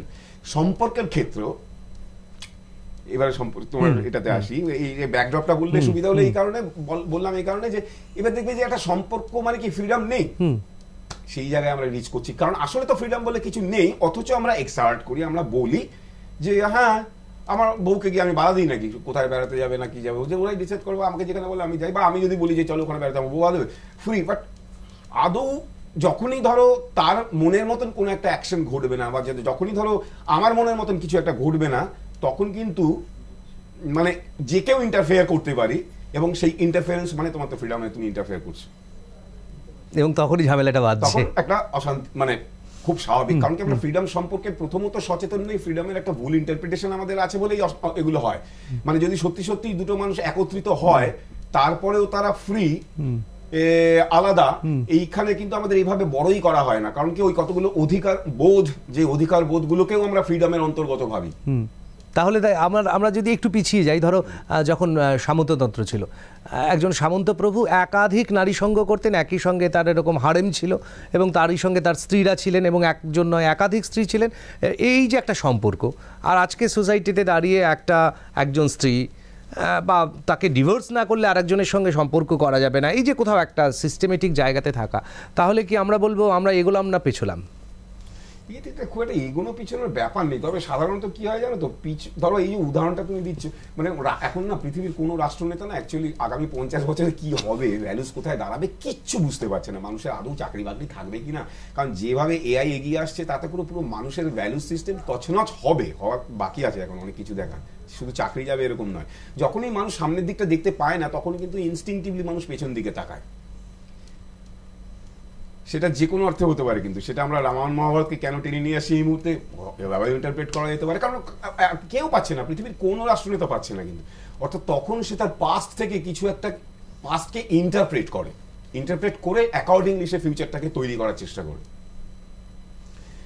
এটা ঘটেছিল, তাহলে ওটাকে এইভাবে দেখাও, এইভাবে সাইকো অ্যানালিটিক্যালি যেটাকে দেখে আর কি। ইউরোপিয়ানরা এখন জাক লাকার psychoanalytical point of view থেকে মার্কসিজমকে ব্যাখ্যা করার চেষ্টা করছে। কারণ প্রত্যেকটা পলিটিক্যাল আইডিওলজি এবং পলিটিক্যাল নেতাদের সাইকো অ্যানালিটিক্যালি তাদের অ্যাকশনকে করতে হবে আর কি, বিশ্লেষণ করতে হবে, তাহলে পরে ছাড়া পাওয়া খুব ঝামেলা আছে। তাহলে পরে মূল জায়গাটা আমরা পৌঁছতে পারবো যে আসলে কোন জায়গা থেকে আমরা যেটা দেখতে পাচ্ছি অ্যাপিয়ারেন্স। বাট এই দেখতে পাওয়াটা প্রথমত তৈরি হচ্ছে আমার আইডিয়া থেকে। প্রথমে আমার মাথায় আইডিয়া আসে, দুর্গামূর্তি কেউ আগে একটা কল্পনা করেছিল, তারপর মাটি দিয়ে বানিয়েছিল আর কি, ওটা বানানো অবস্থায় পৃথিবীতে পাওয়া যায়নি। সো আমার কাছে একটা আইডিয়া আছে, আইডিয়ার রূপ দিচ্ছি। বাট এই আইডিয়াসগুলো কোথা থেকে আসে, কোন কোন এলিমেন্টের দ্বারা আমার ওই আইডিয়াটা তৈরি হচ্ছে, যার রিফ্লেকশন হিসেবে আমার তারপরে আমি ক্রিয়েট করছি। এইভাবে তোমাকে দেখতে গেলে পরে সাইকো অ্যানালিসিসের জায়গা থেকে তুমি দেখতে পারবে কি কি এলিমেন্ট তখন কাজ করছে সোসাইটিতে, নেতাদের মধ্যে বা এদের ভেতরে, এরা কেন সত্য ফলো করতে পারছে না আর কি। কারণ কি একটা কথাই আছে যে ethics is the first. Ethics মানে নীতি, তো তারপর ধরো নেতা, তারপর নীত আমরা আসি, আমরা হচ্ছে নীত। সো নেতা যদি সবসময় সত্য ফলো না করে, তাহলে আমরা যদি নেতাকে ফলো করি তাহলে আমরাও মিথ্যে ফলো করছি। তার মানে আমরা সত্য ফলো করা থেকে বঞ্চিত হচ্ছি, মানে যারা ভোট দেই, যারা নীত। কারণ আমার সামনে নেতা রয়েছে, আমরা নেতাকে ফলো করছি, আর নেতা তো কখনোই এথিক্স ফলো করে না, নীতি ফলো করে না। বেশ, এটা একটা ক্যামোফ্লেজের মতন একটা জায়গায় চলছে না। আবার একটু আগেই তুমি বললে যে সত্য বলেও আর কিছু নেই, মানে সত্যতে আমরা পৌঁছতে পারি না। সত্য হচ্ছে ওই কনসিয়াসনেস, যে কনসিয়াসনেসে উইদাউট মানে থট মুভমেন্ট আমি যদি আমাদের সেই কনসিয়াসনেসকে অবজার্ভ করতে পারি, দ্যাট ইজ অনলি ট্রুথ।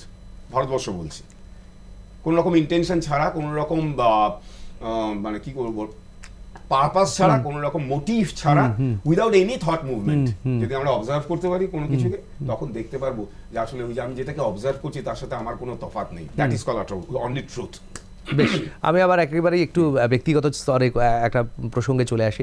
সেটা যেখান থেকে তুমি শুরু করলে যে ফল ইন লাভ, আমাদের বাংলা বা সিনেমার ক্ষেত্রেও আমরা বলি যে তিনি সিনেমায় নামলেন।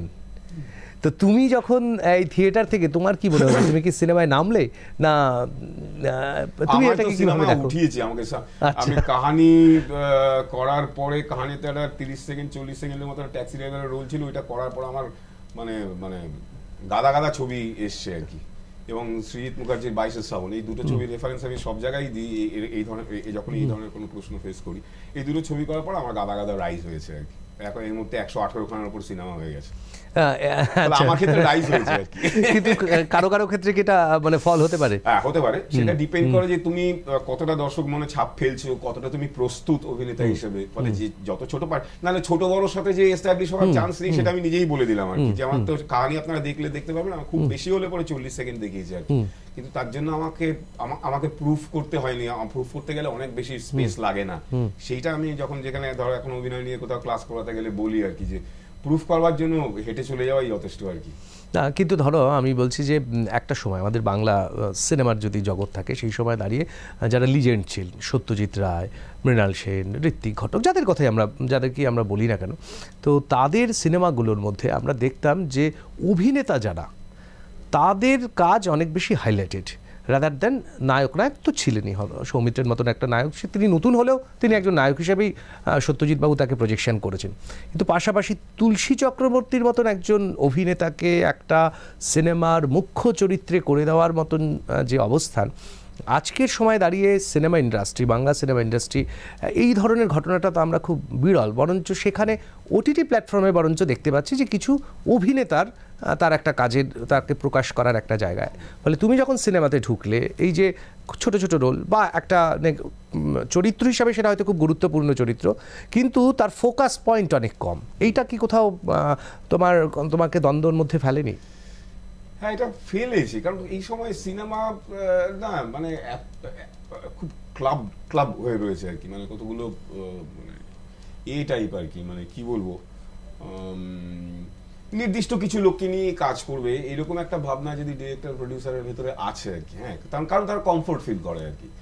দুমদাম এদিকে ওদিক থেকে কে ভালো অভিনয় করো অত খুঁজে নিয়ে গিয়ে না, আমি এর সাথে কাজ করি, এর সাথে সারা জীবন মানে ঠিক আছে, একে মাথায় রেখেই গল্প লেখো। সো এইরকম একটা ভাবনা বাংলাতে আছে আর কি, যেটা হিন্দিতে নেই। মানে একদম নেই বলবো না, আছে, কিন্তু এত পরিমাণে নয় আর কি। মানে এখানে পুরো ইন্ডাস্ট্রিটা এইভাবে ফাংশন করে আর কি। মানে তুমি যদি ভালো র্যাপও রাখতে পারো, তাহলে পরে চান্স আছে।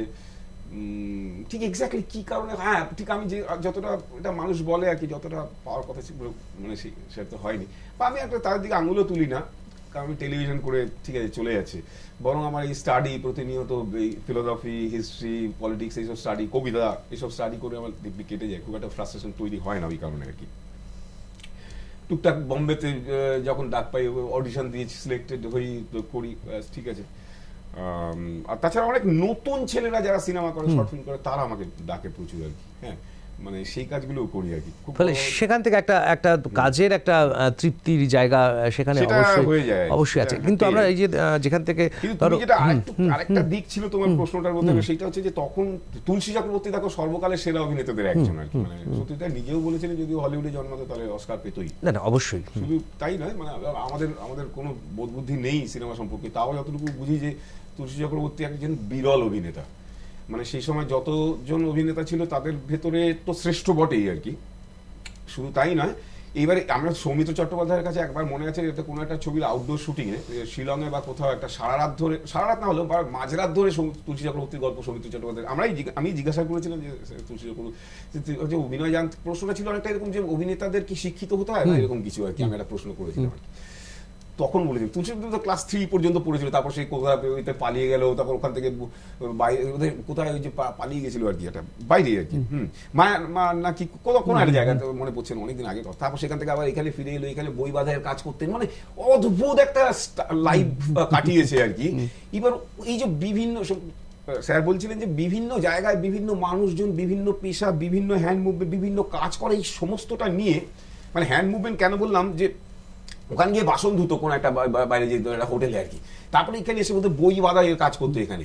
সো এই এত ধরনের মানুষ দেখেছে, সেইটা না একটা অভিজ্ঞতা দিয়েছে, ফলে সে ক্লাস 3 নাকি, কারণ যেহেতু বিরল সেহেতু তাকে না তার ওই একমাত্র তার অভিজ্ঞতাই, একমাত্র অভিজ্ঞতা থেকে যে নলেজ হয়, knowledge means the result of our experience, but is knowledge, knowledge is our experience, মানে রেজাল্ট অফ আওয়ার এক্সপিরিয়েন্স, সেটাকে আমরা নলেজ বলি আর কি। তো এই যে রেজাল্ট অফ তুলসী চক্রবর্তীর এক্সপিরিয়েন্স, যে নলেজটা তৈরি হয়েছিল সেই নলেজটা অভিনয় করবার জন্য যথেষ্ট। মানে আমি খুব থিওরি স্টাডি করি আর কি, তারপরেও আমি বলছি যে যথেষ্ট আর কি, মানে একটু বেশি আর কি। তার পাশাপাশি যে সমস্ত ভালো অভিনেতারা ছিল, তাদের জীবন বোধ থেকে শুরু করে তাদের যে দেখা জগৎ সম্পর্কে একটা নিজস্ব ভাবনা, সেইগুলো না তাদের অভিনেতা হিসেবে সাহায্য করেছিল। যদি অনেক থিওরি নাও জেনে থাকে আর কি, কিচ্ছু অসুবিধে হয়নি। কিন্তু এখনকার অভিনেতাদের মানে এটা মান পড়ে যাওয়ার একটা কারণ আর কি, আরেকটা কারণ আছে, এখনকার অভিনেতাদের এগুলো কিছুই না আছে, জীবন বোধ নাকি জীবন সম্পর্কে জানবার জন্য প্রশ্ন, সেই প্রশ্নও নেই, because question is a very difficult thing, you know, মানে ইউ ক্যানট মানে formulate a question very easily, মানে কোয়েশ্চেন ফর্মুলেট করতে গেলে তোমাকে অনেকটা জ্ঞান পেরিয়ে আসতে হবে, দেন মানে তখন তুমি একটা কিছুর মুখোমুখি হবে যেখান থেকে তোমাকে ফর্মুলেট করতে শেখাবে। মানে আদারওয়াইজ ইউ ক্যানট কোয়েশ্চেন, মানে অতটা ইজিলি তুমি কোয়েশ্চেনকে ফর্মুলেটই করতে পারবে না। মানে সেই জীবন জিজ্ঞাসা ঋষিমুনি ঋষিরা করে এসেছিল দেখে আজকে আমরা জগৎ সম্পর্কে এত বেশি জানতে পেরেছি। সেই তার মানে জিজ্ঞাসা প্যাটার্নটা কি ছিল ভাবো আর কি, তাই আজকে নলেজ মানুষের কাছে আজকে নলেজ এসছে এই কারণে আর কি, কারণ তারা অ্যানসেস্টররা সেই কোয়েশ্চেনগুলো করেছিল দেখে। বাই দ্য ওয়ে, সেই কারণে আজকে তোমার এদের সেইটা নেই। এবং অভিনয়ের যে থিওরি লাগে, হয় ওইটা লাগে, বিরল হতে হয়, অথবা তোমায় থিওরি পাস করে আসতে হয়। এমনি বাতাসের বেশি অভিনয় হয় না, মায়ের পেট থেকে অভিনয় হয় না পড়ে গিয়ে, ওইটা উৎপল দত্ত বলেছিলেন, মায়ের পেট থেকে পড়ে এখানে সব অভিনেতা আর কি। তো এইটা যে হয় না সেটার রিফ্লেকশন আমরা দেখতে পাচ্ছি আর কি। এবং আরেকটা পলিটিক্যাল কারণ আছে, সেটা হচ্ছে 90 সালে যখন রাশিয়া ভেঙে যায় না, টুকরো টুকরো হয়ে যায়, সেটার সাথে সারা পৃথিবীর শিল্প সাহিত্য রিয়াক্ট করেছিল এক্সেপ্ট বাংলা সিনেমাটিক্যালি তার সাথে মানে রিলেটই করতে পারেনি আর কি। মানে তাহলে এবং বার্লিন ওয়াল ভেঙে যাওয়া, ইউনিফিকেশন ভেঙে যাওয়া এবং দুটো দেশ একসাথে এক হয়ে যাওয়া, এগুলো তো ওয়ার্ল্ড পলিটিক্স এর অন্তর্গত, ওয়ার্ল্ড লিটারেচারের মানে শিল্পের সাথে অন্তর্গত বিষয়বস্তু। এগুলোকে ডিনাই করে তো হতেই পারে না। মানে সেকেন্ড ওয়ার্ল্ড ওয়ার তো লাস্ট ওয়ার, তারপর তো সে অর্থে গালফ ওয়ার রয়েছে এবং কোল্ড ওয়ার রয়েছে।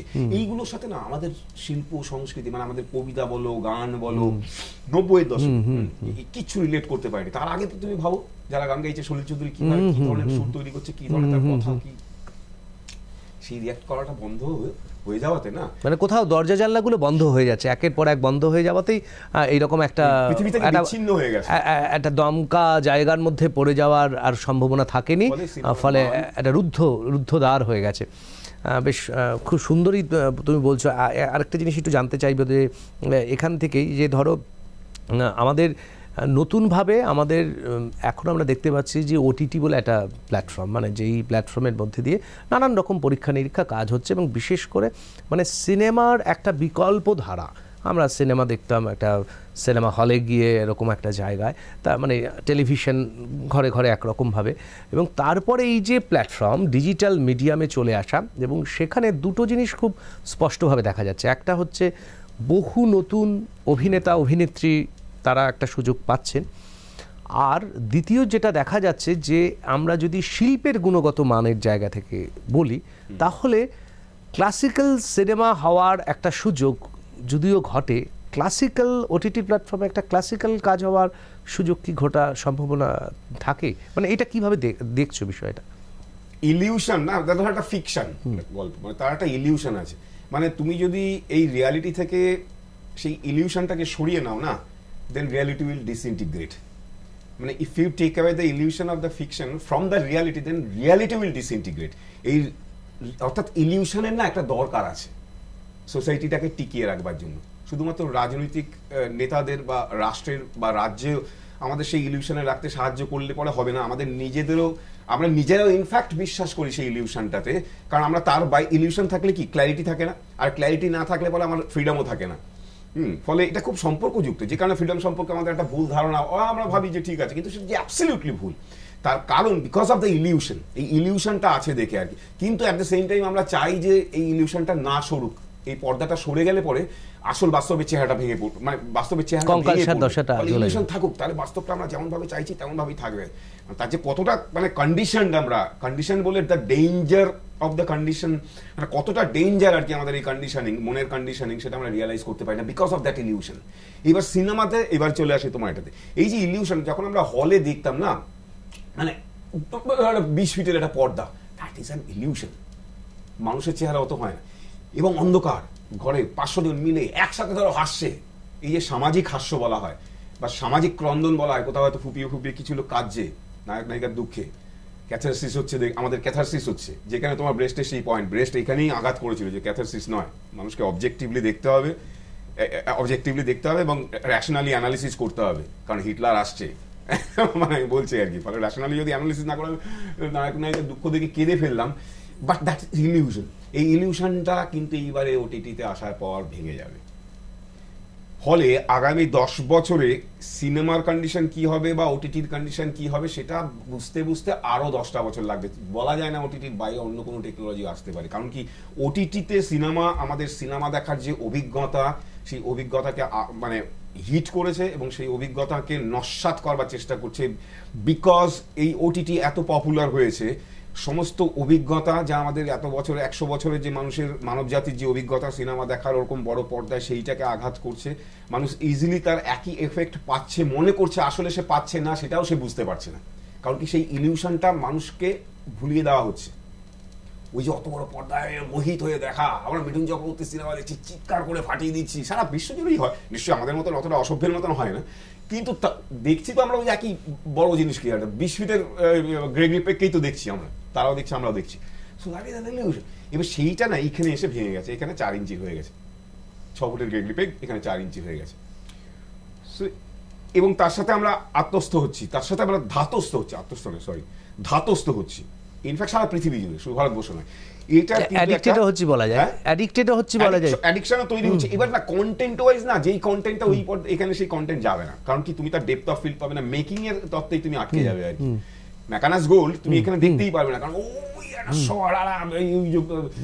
ওই বার্ডের ভিউ থেকে দেখাচ্ছে পুরো একটা পাহাড়, মানে তার যে গ্র্যান্ডার, তার যে ডেপথনেস, তার টেক্সচার এখানে তোমার নেই।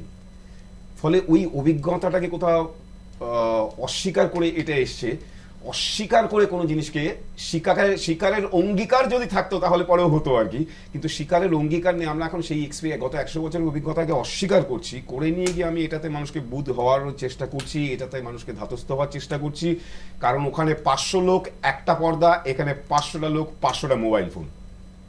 ফলে 500টা মোবাইল ফোন বিক্রি তো অনেক বেশি লাভের ক্যাপিটালিস্টদের। এই যে প্রোডাক্টিভিটি যত বাড়ছে, রিপ্রোডাকশন, ধরো তোমার কাছে একটা ছবি ছিল, তুমি আজ থেকে 150 বছর আগে, ওই একটা ছবি তোমার বাড়িতে পিকাসোর ছবিটা রয়েছে, আমরা সবাই মিলে 12 লোক, তুই দেখতে যাবো, হ্যাঁ তুই বলে হ্যাঁ, সুজা বলে আয় দেখিস, ওই একটা ছবি দেখতাম, চলে আসতাম। যে মুহূর্তে ছাপাখানা আবিষ্কার হলো, তোমার যে অড়া, তোমার যে গর্ব, তোমার যে অহংকার, সব ধুলোয় মিশে গেল, কারণ ওই ছবিটা মুহূর্তের ভেতর সারা পৃথিবীতে ছড়িয়ে পড়লো। ওখানে একটা পর্দায় 500 লোক দেখছিল, এখানে 500টা লোকের জন্য 500টা মোবাইল বিক্রি হচ্ছে, এবং 500টা পারসেপশন থেকে 500টা লোক দেখছে। ওখানে সামাজিক হাস্য ছিল, সামাজিক ক্রন্দন ছিল, একসাথে মানুষ হাসতো, একসাথে কাঁদতো, সেটা তোমার এখানে নেই। এখানে তুমি একা হাসছো, একা কাঁদছো, অথবা কাঁদছো না। এই যে এলিয়েনেট করে দেয়, এই যে তোমাকে বিচ্ছিন্ন করে দেয়, একটা মোবাইল দিয়ে তোমাকে আলাদা করে দিলাম, অর্থাৎ এই যে মানুষকে একা করে দেওয়া, এই একা করে দেওয়ার ভেতরে তো রাজনীতি রয়েছে, একা করে দেওয়ার ভেতরে ক্যাপিটালিজমের দ্য ওয়ে ক্যাপিটালিজম ফাংশন, এবং তার এর একটা কিন্তু রিফ্লেকশন অন্যভাবে আসবে, বা এর একটা প্রতিক্রিয়া দেখা যাবে, কারণ কি তুমি গত 100 বছরের অভিজ্ঞতাকে তুমি চ্যালেঞ্জ করেছো। ফলে সেইটা এখনো আসেনি। ওটিটি না এখন আস্তে আস্তে কেন জানি না হচ্ছে, আমি নাম বলতে চাইছি না, আমাদের এখানকার বিখ্যাত ওটিটি, তারা কিন্তু কন্টেন্ট চেঞ্জ করতে বাধ্য হয়েছিল, ভেবেছিল তারা এক ধরনের কন্টেন্ট দিয়েছিল। ধরো এইটার কি চাবিকাঠি একটু প্রিমিটিভ জায়গায়, মানুষের প্রিমিটিভ সেন্সগুলোকে কোথাও একটু জাগিয়ে দেওয়া, সেক্স ভায়োলেন্স, মানে এটা বাদ দিয়ে যেন ভায়োলেন্সটা দেখো, দুটো এমন একটা প্রোডাক্ট পৃথিবীতে সবথেকে বেশি বিক্রি হচ্ছে, শুধু ভারতবর্ষ নয় আর কি, এ তো পৃথিবীতে সব থেকে বেশি বই কম বিক্রি হচ্ছে, সেক্স বেশি বিক্রি হচ্ছে, ভায়োলেন্স বেশি বিক্রি হচ্ছে। ফলে এটার জন্য সারা পৃথিবী ক্যাপিটালিজম দায়ী আর কি, মানে এটা নিয়ে কোনো আমার দ্বন্দ্বই নেই আর কি। এবং মোবাইলে সেই স্কোপটা থাকছে, তুমি একা দেখতে পাচ্ছ, তোমার বাবা মা নেই, মানে বাবার মোবাইল নিয়ে আছে, মায়ের মোবাইল নিয়ে আছে, বোনের মোবাইল নিয়ে তুমি একা কি দেখছো না দেখছো কে জানে। তারপরে এখন আবার কানে গুঁজে দিয়েছে, বলে সাউন্ডও শুনতে পারবে না, কানে গুঁজে দিয়ে তুমি তোমার মতন দেখো। সো যত রকম ভাবে পারা যায় তোমাকে বিচ্ছিন্ন করে দেওয়া হচ্ছে, কারণ বিচ্ছিন্ন করে দিলে পরেই তুমি সামগ্রিক যে চিন্তা, সেই চিন্তার পার্ট হয়ে উঠতে পারবে না। সামগ্রিকভাবে যে মানুষ ভাবলে পরে ভুল ত্রুটিগুলো শুধরে নিয়ে একটা সামগ্রিক ভাবনা চিন্তা এবং তার যেটা চাহিদা সেটা সে দাবি করতে পারবে, সেই দাবি করবার জায়গা থেকে তোমাকে সরিয়ে দেওয়া হচ্ছে। তুমি কি পাচ্ছ না সেটাকে ভুলিয়ে দিয়ে তোমাকে আলাদা করে, তোমার যে চাকরি পাওয়ার কথা ছিল, তোমাকে তোমার দায়িত্ব, তোমার যে স্বাস্থ্য দরকার ছিল, তার যে দায়িত্ব রাষ্ট্র নিয়েছিল, এই সমস্ত কিছু সম্পর্কে, তোমার যে এডুকেশন দরকার ছিল, সমস্ত কিছু তুমি ভুলে যাবে। যখনই তুমি আলাদা হয়ে যাবে এবং তোমার মনের মতন বিষয়গুলোকে তুমি দেখতে পাবে, তখন আর তোমার মাথায় সেই চিন্তাগুলো ঘুরবে না। সো সবার আগে ব্রেনটাকে কোরাপ্ট করা দরকার। ব্রেন কোরাপ্ট করলে পরে মানুষ এমনিতেই অটোমেটিক্যালি নেতারা যা চান, যা রাজনীতিবিদরা চান, সেগুলো সে করবে, কারণ সে তো ব্ল্যাঙ্ক হয়ে গেছে, তার ব্রেন তো কোরাপ্ট করে দেওয়া হয়েছে। করাপশন খালি বাইরে ঘটে না, একটা ইন্টারনাল করাপশনও আছে। মাইন্ডকে কোরাপ্ট করো, ব্রেনকে কোরাপ্ট করো, তাহলে পরে সে ঠিকঠাক ভাবনা চিন্তা করতে পারবে না এবং নিজের চাহিদা সম্পর্কে সে অ্যাওয়ারই থাকবে না। ফলে অনেক বেশি ভেড়ার মতন ট্রিট করতে পারবে, সুবিধে হবে অনেক বেশি, ভেড়ার পালের মতন মানুষকে ট্রিট করতে আর কি। সো এই আলাদা করে দেওয়ার ভেতরে এই সমস্ত রাজনীতি আছে, এবং সেই ইলিউশনকে চ্যালেঞ্জ করছে বলে সেই এইবারে সেই সময়টা আসবে, আর 10টা বছর তুমি টাইম দাও, যে হয়তো এই ওটিটিও থাকবে না, সেখানে একটা নতুন প্রযুক্তি বা নতুন ভাবনার জন্ম হতে পারে, তার একটা সম্ভাবনা থাকছে। আমরা একটু অনুষ্ঠানের শেষের দিকেই চলে যাচ্ছি, পডকাস্টের শেষের দিকে যারা শুনছেন আমাদের দর্শক বন্ধুরা, সেই জায়গা থেকে যদি আমি বলি যে অনিন্দকে আমি একটা বার্ডস ভিউ থেকে দেখার চেষ্টা বলছি, একটা বার্ডস ভিউতে একটা ভাবনা, একটা উপস্থিতি। সেই অনিন্দর কাছে প্রশ্ন যে কোন অনিন্দকে সে বেশি ভালোবাসেন, বেশি পছন্দ করেন এবং তার সঙ্গে বেশি কমফোর্ট ফিল করেন, সেটা অভিনেতা অনিন্দ, না পরিচালক অনিন্দ, না থিয়েটারের অনিন্দ, নাকি একজন তাত্ত্বিক অনিন্দ?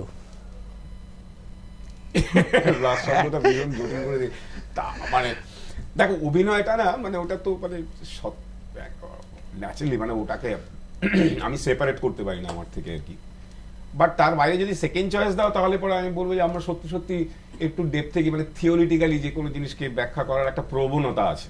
আমি যে প্রবণতা এই কারণে বললাম যে কোনো জায়গাকে ছেড়ে দিয়ে আমি এটা হিসপাসটা কি, এটা কেন তৈরি হয়েছে, মূল ব্যাপারটা, ওই মূলটাতে ফেরার একটা চেষ্টা করার, বা একটু এই যে লেয়ারটা আমরা অ্যাপারেন্টলি দেখতে পাচ্ছি, এর পেছনের লেয়ারগুলোকে দেখার চেষ্টা করার একটা প্রবণতা আছে। ফলে খোঁজার চেষ্টা করি যে কোথা থেকে এর উৎপত্তি অ্যাকচুয়ালি, এটা আমার আছে। ফলে আমি যদি বলো, তাহলে আমি বলবো যে আমি যে কোনো জিনিসকেই, সেটা পলিটিক্স হতে পারে, সিনেমা হতে পারে,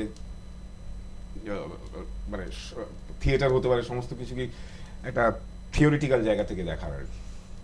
এখানে তো একটা কথা মনেই পড়ছে, একটা লাইন আর কি, অন্ধকারের উৎস থেকে উৎসারিত আলো। তুমি কি সেই অন্ধকারের পথযাত্রী, না সলিলের কথায় বলতে গেলে ও আমি আলোর পথযাত্রী? মানে তোমার জায়গাটা কীরকমভাবে তুমি দেখো? মানে এখানে জীবনানন্দ এক ধরনের ভাবনা, যে অন্ধকারকে অত প্রিয়তমার মতন দেখেছেন, সেটা তো অন্ধকারেরই জায়গা। আবার তার উল্টো দিকে আলোর তো জায়গা আছে, এনলাইটমেন্টের জায়গা আছে, যেটা আমাদের শাশ্বত ধারণা। দেখো, একটার এক্সিস্টেন্স আর একটা ছাড়া অস্তিত্ব। যদি আলো না থাকতো তাহলে আমরা বুঝতে পারতাম না অন্ধকার কি, ভালো না হলে পরে আমরা মন্দটা কাকে বলে বুঝতে পারতাম না, ভাইস ভার্সা। অর্থাৎ একটা কিন্তু আরেকটারই পরিপূরক, আরেকটা এক্সটেনশন বলতে পারো আর কি। ফলে আলো এবং অন্ধকারের এটাকে আমরা পৃথক করছি বটে, কিন্তু মানে দুটো কিন্তু মানে two side of a same coin, যদি এভাবেও দেখি আর কি। ফলে একটার এক্সিস্টেন্স না থাকলে আরেকটারও এক্সিস্টেন্স থাকবে না। ফলে এই দুটোকে আমরা ওই অবজারভার অ্যান্ড অবজার্ভড, এই দুজন যে আলাদা নয়, যে আসলে যদি ওই কনসিয়াসনেস আমরা অবজার্ভ করতে পারি, তাহলে দেখবো যে আমরা আলাদা নই। আলো, হ্যাঁ, এখন মানুষ, আমরা এমন একটা সময়ের ভেতর থেকে মনে হচ্ছে একটা অন্ধকার টানেলের ভেতরে আছি, দূর থেকে একটা আলো দেখা যাচ্ছে ঠিকই। এইবার সেই আলোটা না হতে পারে আরেকটা ট্রেন আসছে আমাদের চাপা দিয়ে মেরে দেওয়ার জন্য, সেই ট্রেনের হেডলাইটটা। আর কিছু বলবো না। বেশ, আপনাদেরও অসংখ্য ধন্যবাদ, আর অবশ্যই ধন্যবাদ জানাবো অনিন্দকে আজকের এই পডকাস্টে অংশগ্রহণ করার জন্য। এবং একেবারে ওই যে প্রথমে যে কথাটা বলেছিলাম, যে টাচউড, সত্যি কথা, অন্তরের কথা, সোলের কথা, এইরকমভাবে অকপটে আপনাদের সামনে স্বীকার করার জন্য, ব্যক্ত করার জন্য তোমাকে ধন্যবাদ জানাই। আর আপনাদেরও ধন্যবাদ জানাবো, আপনারা এইভাবে আমাদের সঙ্গে থাকুন। আমরা পডকাস্টে এরকম এক একজন সেলিব্রিটির সঙ্গে তাদের সোলের কথা, তাদের অন্তরের কথা আপনাদের সামনে প্রকাশ করব। ধন্যবাদ।